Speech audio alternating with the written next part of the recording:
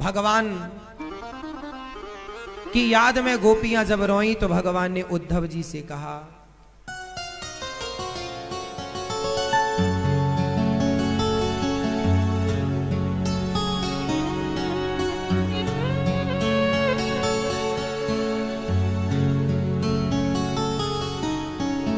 कहा घनश्याम ने उद्धव से वृंदावन जरा जाना, वहां की गोपियों को ज्ञान का कुछ तत्व समझाना। विरह की वेदना में वे सदा बेचैन रहती हैं, तड़प कर आह भरती हैं और रो रो कर ये कहती हैं, है प्रेम जगत में सार और कुछ सार नहीं। भगवान को क्या चाहिए? जोर से भगवान आपसे क्या चाहते हैं? प्रेम। क्या चाहते हैं? और आप लोग क्या करते हैं? भगवान की पूजा। अच्छा, पूजा और प्रेम ये दोनों एक ही है कि अलग अलग है? जोर से। पूजा अलग है और प्रेम अलग है। भगवान को क्या चाहिए? प्यार, प्रेम या पूजा? जोर से। क्या चाहिए? भगवान को प्रेम चाहिए। और आप क्या करते हैं भगवान की? पूजा। पूजा नहीं, प्रेम। प्रेम के द्वारा, प्रेम के साथ की गई पूजा तो स्वीकार है। यदि प्रेम है तो आपके छिलके भी स्वीकार है, प्रेम है तो जूठे बेर भी स्वीकार है, और प्रेम नहीं है तो 56 भोग दुर्योधन के कहां स्वीकार किए भगवान ने? दुर्योधन की पूजा भगवान ने स्वीकार की क्या? उत्तर दो जोर से। जिस पूजा में प्रेम नहीं होगा वो पूजा स्वीकार नहीं होगी। इसलिए पूजा बाद में करना, पहले प्रेम तो कर लो मेरी मां।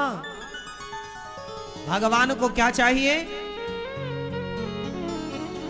कहा उद्धव ने हंसकर, मैं अभी जाता हूं वृंदावन, जरा देखूं कि कैसा है कठिन अनुराग का बंधन। है कैसी गोपियां जो ज्ञान बल को कम बताती हैं, निरर्थक लोक लीला का यही गुणगान गाती हैं। चले मथुरा से जब कुछ दूर वृंदावन निकट आया, वहीं से प्रेम ने अपना अनोखा रंग दिखलाया। बिटप झुक कर ये कहते हैं, इधर आओ इधर आओ।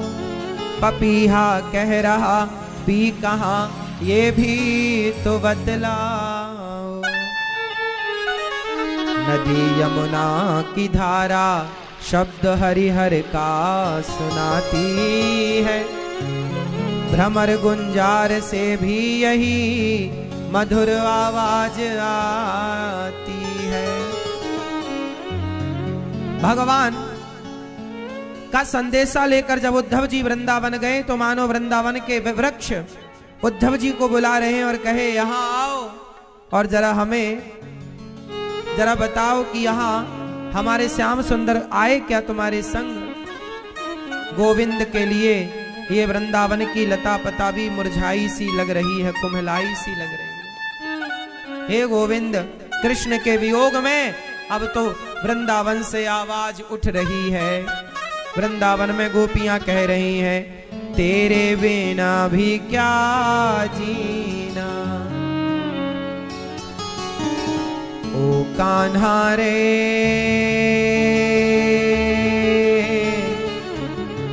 तेरे बिना भी क्या जीना। फूलों में कलियों में सपनों की गलियों में तेरे बिना कुछ कहीं ना, तेरे बिना भी क्या जीना। ओ कान्हा रे तेरे बिना भी क्या जीना। जो मैं ऐसा जानती कि प्रीत करे दुख होए, नगर ढिंडोरा पीटती प्रीत ना करियो कोय।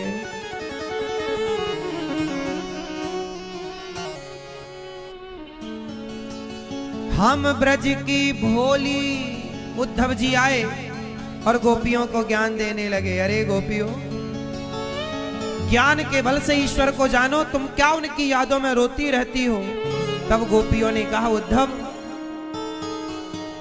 हम ब्रज की भोली गवारनिया, ब्रह्म ज्ञान की उलझन क्या जाने। मेरे और मोहन की बातें एक मैं जानूं या वो जाने। प्यार झूठा सही दुनिया को दिखाने आजा। प्यार झूठा सही दुनिया को दिखाने आजा। तो किसी और से मिलने के बहाने आजा। तो किसी और से मिलने के बहाने आजा। वो आता होगा। एक सखी बोली, अब मैं मर जाऊंगी, अब गोविंद के बिना जी ना पाएंगी। ना ना, वो आता होगा। क्यों? क्योंकि मैंने मोहन को बुलाया है, वो आता होगा। क्यों? तुमने कब बुलाया? हाँ हाँ सखी, आशा रख पगली, आशा रख पगली आएंगे। आशा रख पगली आएंगे। हरि आएंगे, हरि आएंगे। प्रभु आएंगे, प्रभु आएंगे। हरि आएंगे, हरि आएंगे। आशा रख, आशा रख, आशा रख पगली आएंगे। आशा रख पगली आएंगे। आशा रख पगली आएंगे। आशा रख पगली आएंगे। हरि आएंगे, हरि आएंगे। प्रभु आएंगे, प्रभु आएंगे। हरि आएंगे, हरि आएंगे। आशा रख, आशा रख, आशा रख पगली आएंगे। आशा रख पगली आएंगे। आशा रख पगली आएंगे। आशा रख पगली आएंगे।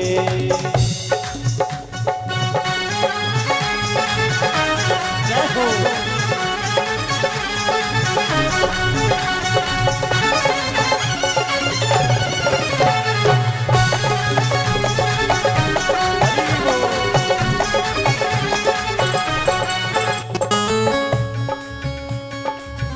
पहले मुख चंद्र दिखा करके फिर हाय वियोग दिखाने लगे। निज प्रेम की नाव चढ़ा करके मझधार में नाव डुबाने लगे। मझधार में नाव चढ़ाने लगे। मझधार में नाव चढ़ाने लगे। हरि आएंगे, हरि आएंगे। प्रभु आएंगे, प्रभु आएंगे। हरि आएंगे, हरि आएंगे। आशा रख, आशा रख, आशा रख पगली आएंगे।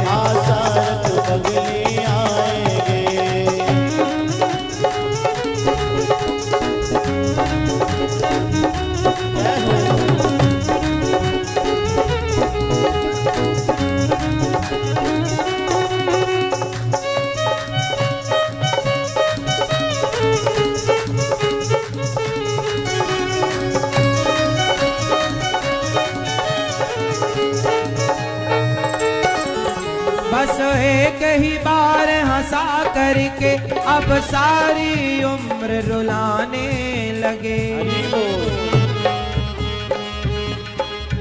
करुणा करनी तो दूर रही, करुणा निधि होके रुलाने लगे।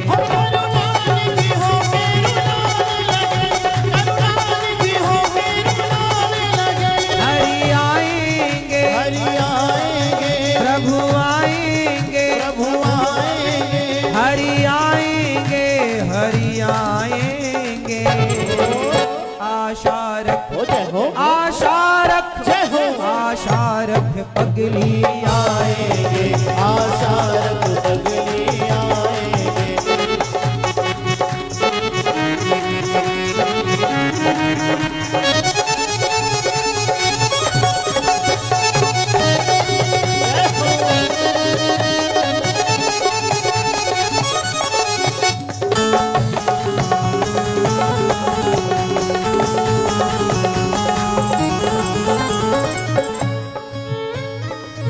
गोपियां कहती हैं श्याम सुंदर हमें छोड़कर चले गए हो, क्या नहीं आओगे दर्शन देने के लिए? हम प्रेम नगर की बंजारन,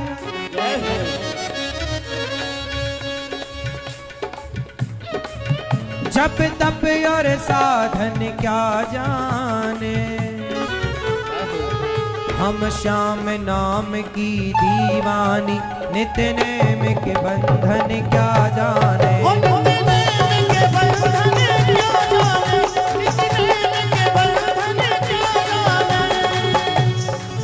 हम ब्रज की भोली गवारनिया, ब्रह्म ज्ञान की उलझन क्या जाने। मेरे और मोहन की बातें एक मैं जानू या वो जाने।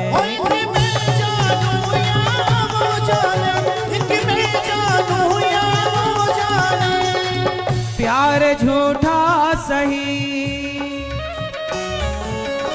दुनिया को दिखाने आ जा। प्यार झूठा सही, प्यार झूठा सही दुनिया को दिखाने आजा। तू किसी और से मिलने के बहाने आजा, तू किसी और से मिलने के बहाने आजा। वो आता होगा, वो आता होगा, वो आता होगा, वो आता होगा। मैंने मोहन को बुलाया है, वो आता होगा। मैंने मोहन को बुलाया है, वो आता होगा। मैंने मोहन को बुलाया है, वो आता होगा। वो मैंने मोहन को बुलाया है, वो आता होगा। तुम भी आना, तुम भी आना, तुम भी आना। वो मेरे घर आज तमाशा होगा। तुम भी आना, मेरे घर आज तमाशा होगा। तुम भी आना। ऐ मेरे श्याम लौट के आजा, बिन तेरे जिंदगी अधूरी है। आके तो देख मेरी हालत को, बिन तेरे हर खुशी अधूरी है। ऐ मेरे श्याम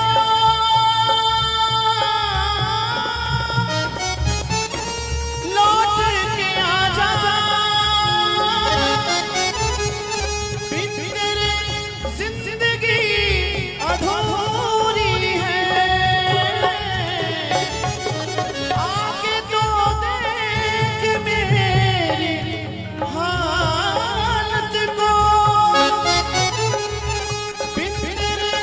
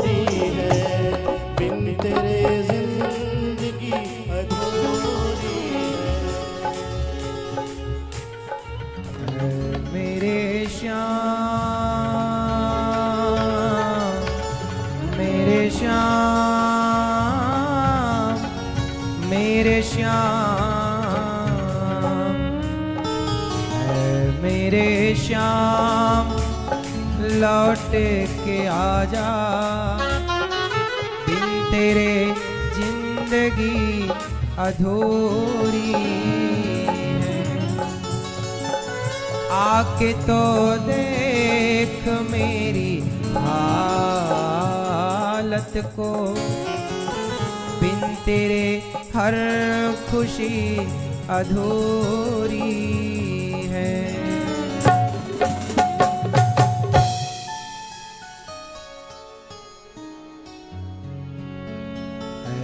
मेरे श्याम लौट के आजा,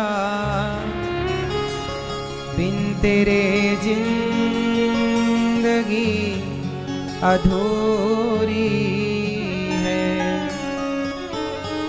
आके तो देख मेरी हालत को, बिन तेरे हर खुशी अधूरी है।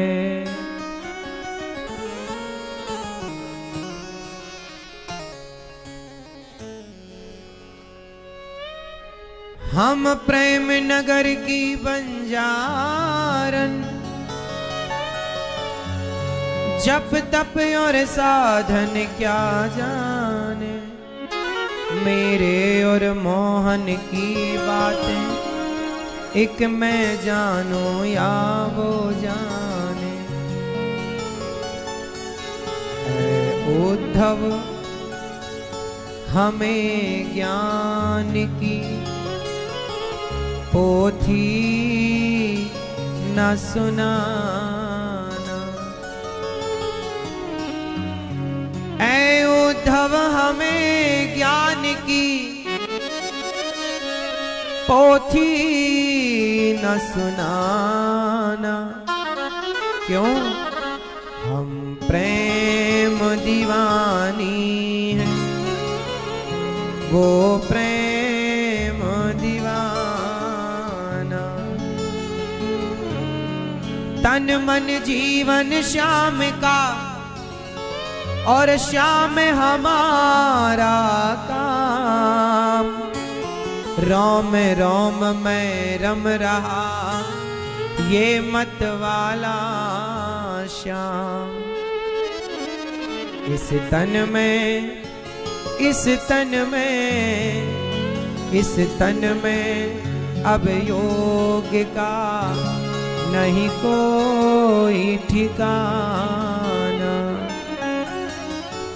ऐ उद्धव हमें ज्ञान की पोथी न सुनाना। हम प्रेम दीवानी हैं, वो प्रेम दीवाना।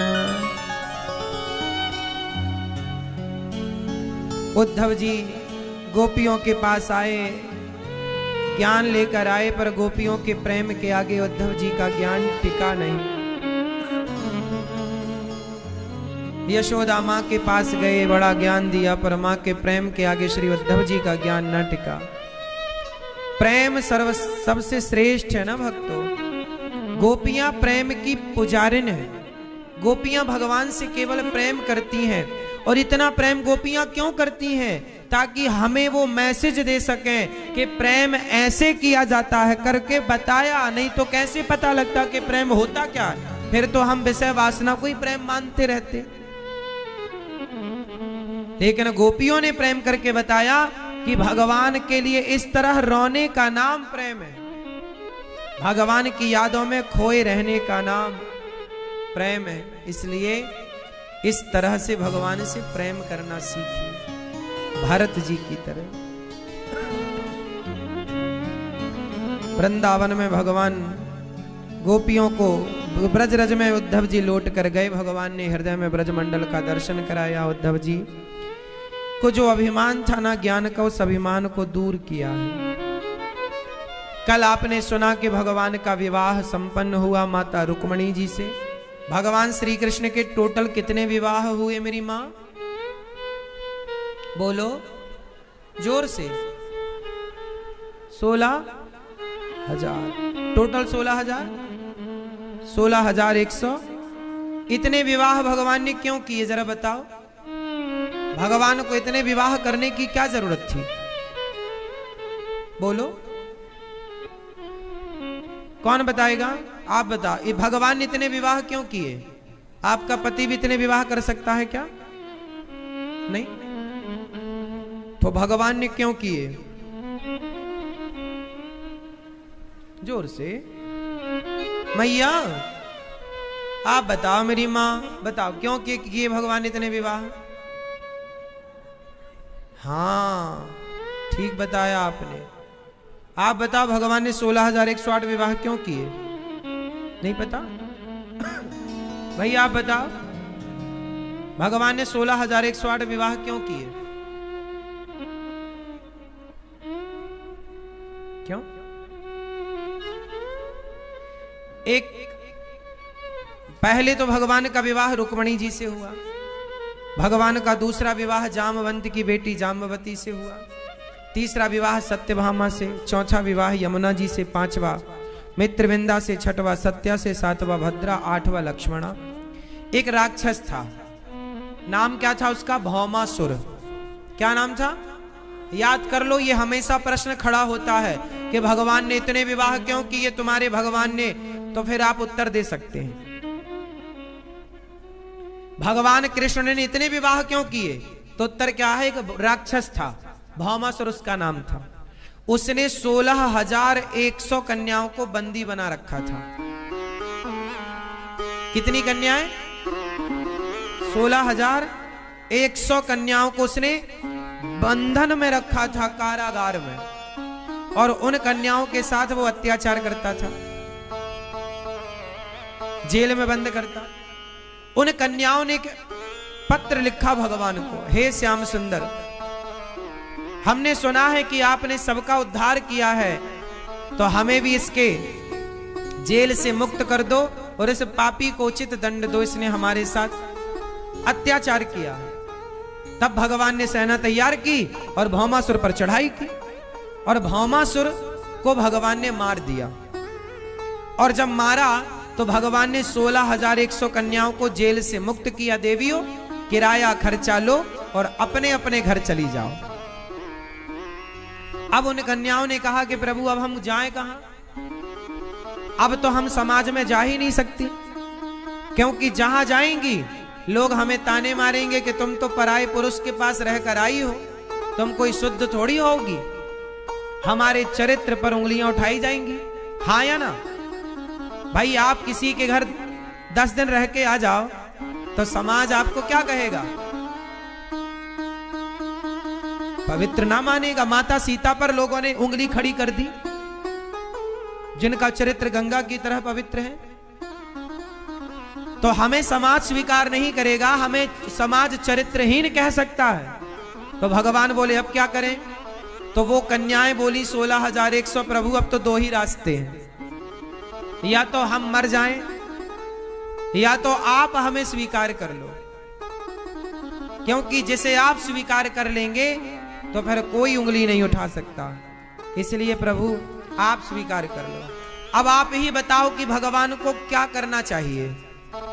उन्हें उनके हाल पर छोड़ देना चाहिए मरने के लिए, या समाज के अपमान सहने के लिए, या भगवान उन्हें समाज में सम्मान दिलाएं, पत्नी का सम्मान दिलाएं? क्या करना सही था? स्वीकार करना सही था कि त्याग देना? जोर से। दरबार में बंसी वाले के दुख दर्द मिटाए जाते हैं और दुनिया के सताए लोग यहां सीने से लगाए जाते हैं। तो भगवान ने उन्हें स्वीकार किया और सारी उन स्त्रियों से विवाह किया, तो उनके कहने पर विवाह किया, अपनी इच्छा नहीं थी। जिन्हें समाज स्वीकार नहीं करता, सम्मान की दृष्टि से नहीं देखता। और एक बात बताएं, 16,000 वेद की ऋचाएं हैं, 108 उपनिषद हैं, तो 16,000 वेद की ऋचाओं से भगवान ने, ये वेद की ऋचाएं गोपियों के रूप में है, उपनिषद गोपियों के रूप में है, भगवान ने उनसे विवाह किया, वेद की ऋचाओं को स्वीकार किया, उनको ग्रहण किया है, तो ये भगवान की 16,108 पत्नियां, प्रत्येक रानी के लिए एक बंगला, एक घर, बढ़िया आलीशान महल, और प्रत्येक रानी के गर्भ से एक बेटी और 10-10 बेटे हुए। भगवान का परिवार बहुत बड़ा है। भगवान का परिवार मेरी मां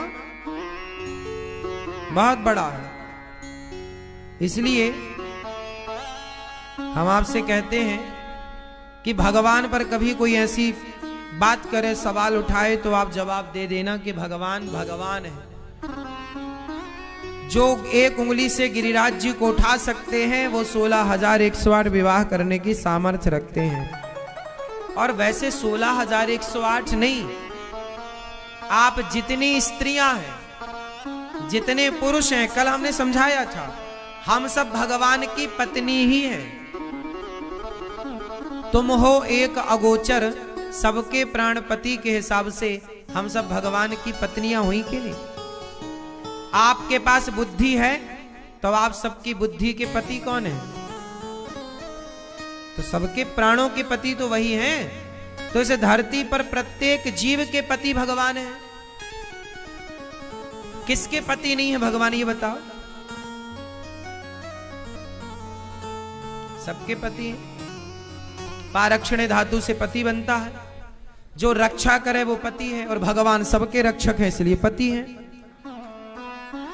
रक्षण करने वाले को पति कहते हैं, जो रक्षा करे वो पति है।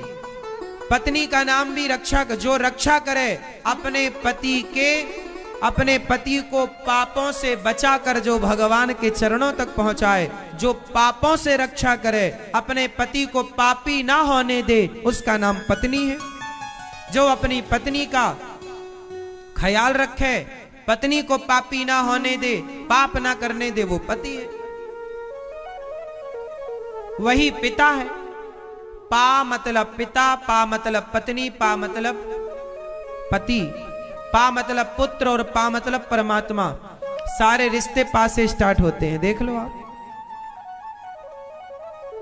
हम जितने भी रिश्ते देखते हैं अधिकांश पा से हैं। हाँ या ना? अधिकांश रिश्ते तो पा मतलब पत्नी, पा मतलब पति, पा मतलब पिता, पा मतलब पुत्र, पा मतलब परमात्मा, पा मतलब पाप, और पा मतलब पुण्य। तो पाप से जो बचाए, पुण्य में जो लगाए, वो पत्नी, वो पति, वो पिता, वो पुत्र। सिंपल।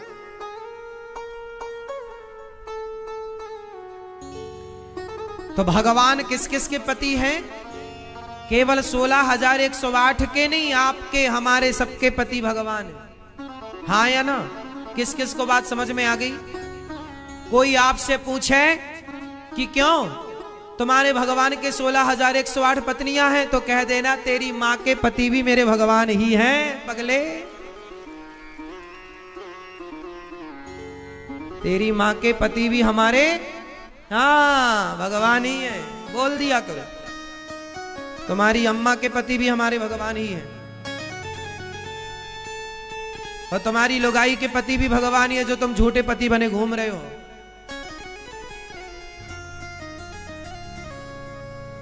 हाँ या ना?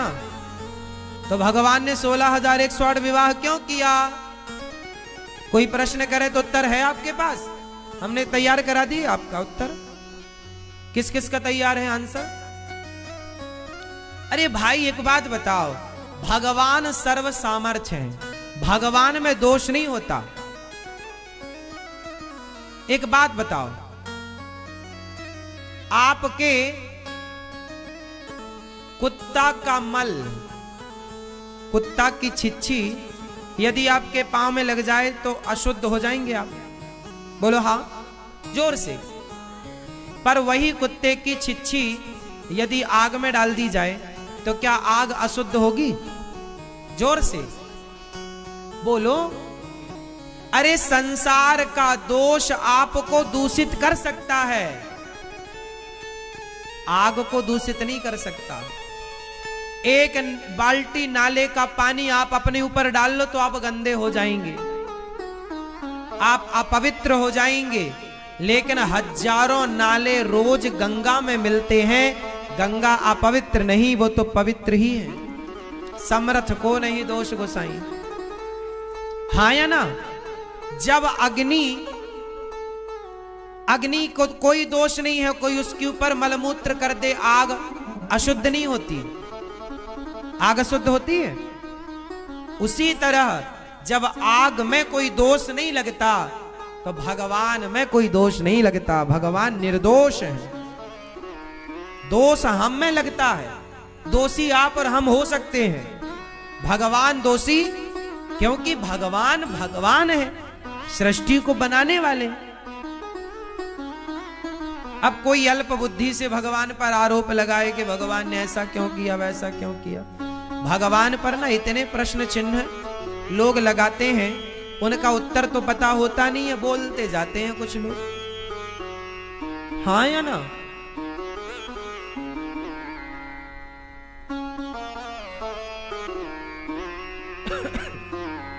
भगवान सबके प्राणपति हैं। हम लोग एक चीज बोलते हैं, तुम जरा बोलो मेरे संग, त्वमेव माता च पिता त्वमेव त्वमेव विद्या द्रविणं त्वमेव। त्वमेव माता च पिता त्वमेव त्वमेव बंधुश्च सखा त्वमेव त्वमेव विद्या द्रविणं त्वमेव। और आखिरी लाइन क्या है? त्वमेव सर्वम त्वमेव माता च पिता त्वमेव त्वमेव बंधुश्च सखा त्वमेव त्वमेव विद्या द्रविणं त्वमेव त्वमेव सर्वं मम देव देव। इस लाइन का जरा अर्थ बताओ, क्या हुआ? त्वमेव सर्वम मम देव देव, इसका मतलब क्या हुआ? त्वमेव सर्वम क्या मतलब हुआ? तो यहां क्या अर्थ निकला? त्वमेव सर्वम मतलब हे प्रभु आप हमारे सब कुछ हो। तो जब सब कुछ कह दिया तो सब हो गए कि नहीं भगवान? फिर पति थोड़ी सब कुछ से बाहर है, तो सब भगवान ही तो हैं। दूसरा क्या है बताओ फिर? इसलिए कहता हूं, नाता एक राम जी से दूजा नाता तोड़ दे। तोड़ दे मतलब ये नहीं कि परिवार का नाता तोड़ दो ना, परिवार के संग रहो, पर परिवार के साथ व्यवहार करो, भगवान के संग प्रेम का रिश्ता हो आपका। जिम्मेदारियां पूरी करो, काम करो, बिजनेस करो, व्यापार करो, पैसा कमाओ, पत्नी के संग रहो, बच्चों को पढ़ाओ लिखाओ, सब काम पूरा करो, पर भगवान में मन लगा रहे, भगवान में नेत्र लगे रहे, भगवान में दिल लगा रहे। समझ में आ रही है बात? हाँ।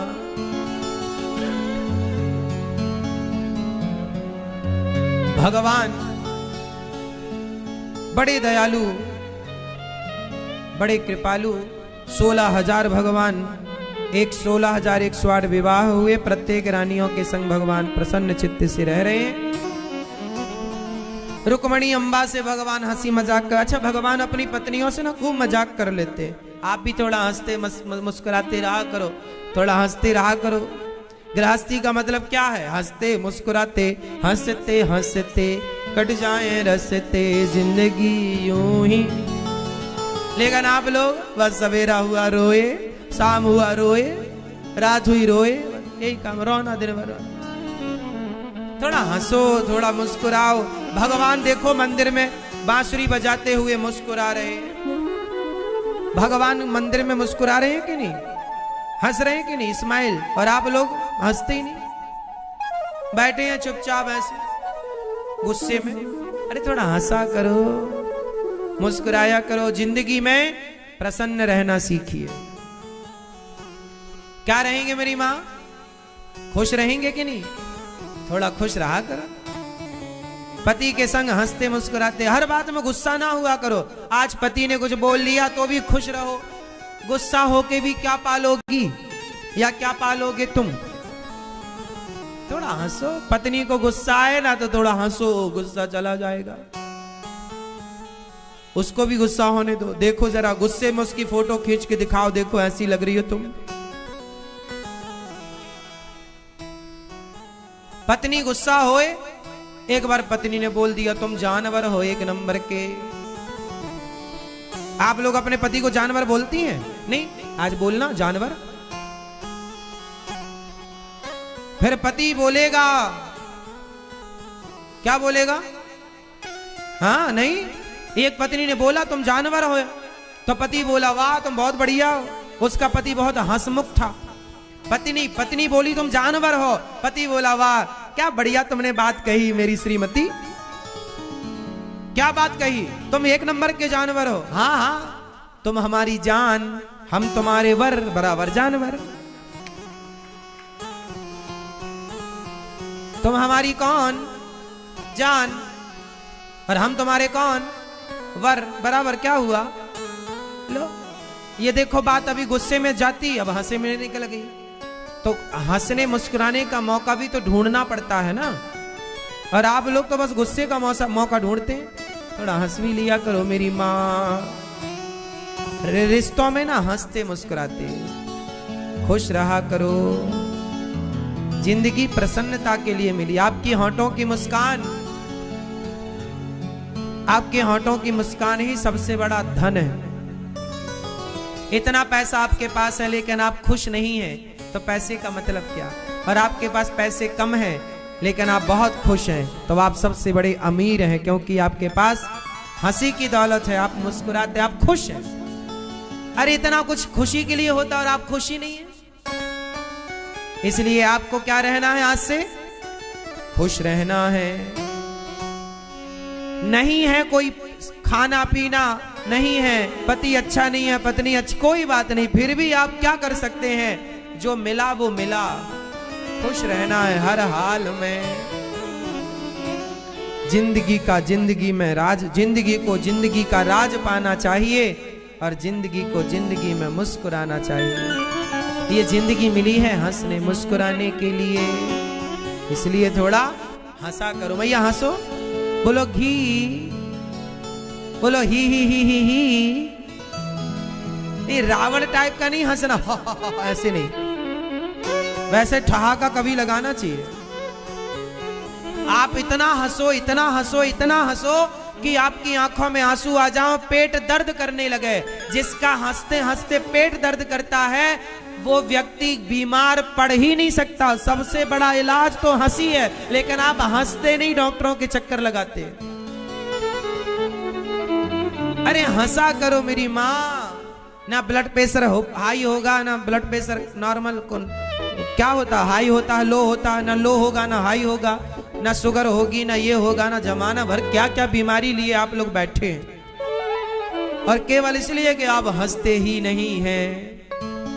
हंसने में आंसू आते हैं कि नहीं? हमारा शरीर हर समय एक पदार्थ छोड़ता, ऐसी डॉक्टरों की भाषा है। मैं शायद आपको इस भाषा को उस तरीके से ना समझा पाऊं, लेकिन मैंने सुना है ये, और मैंने महसूस भी किया। हमारा जो ब्रेन है, हमारा जो मस्तिष्क है, वो सुख में अलग प्रकार का लिक्विड छोड़ता है और दुख में अलग प्रकार का लिक्विड छोड़ता है। तो जब आप हंसते हैं, जब आप हंसते हैं तो आपकी आंखों में आंसू आते हैं कि नहीं?